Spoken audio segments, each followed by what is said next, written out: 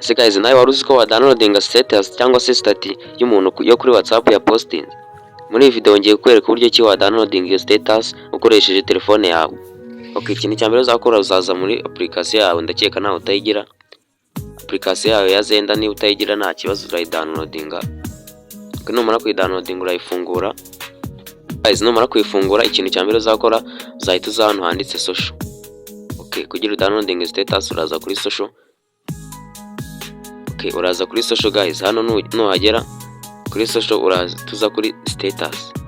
Okay, kuri status nuhagera uzakirikaho gutya, wowe uzasanga nta kintu gihari gutya, wowe icyo uzakora uzasanga akabuto ka connect.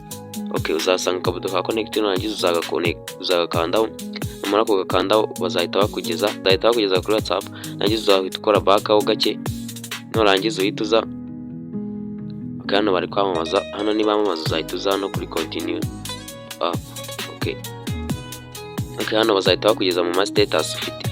Okay, hano icyo uzakora uzahita ureba kano kantu kamanuka, akakamanuka guys, nukageraho uzagakirikaho kuri status ushaka, nugakirikaho gutya uzabona ngo saved to storage. Okay, ubwo widownloadinze urabona ko hahise hazaho n'akantu kavi. Okay, bivuze ko nayi downloadinze guys. Reka tujye muri file noneho turebe ko turibone ya stat yacu twa downloadinze.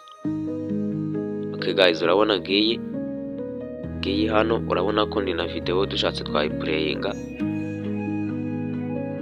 Katiplayinga turebe guys, urabona ni video guys, ndibuza kumfollowinga kugira ngo tuzaye tubana no mu zindi video zose tugenda tuba munsi kundi. Ciao ciao.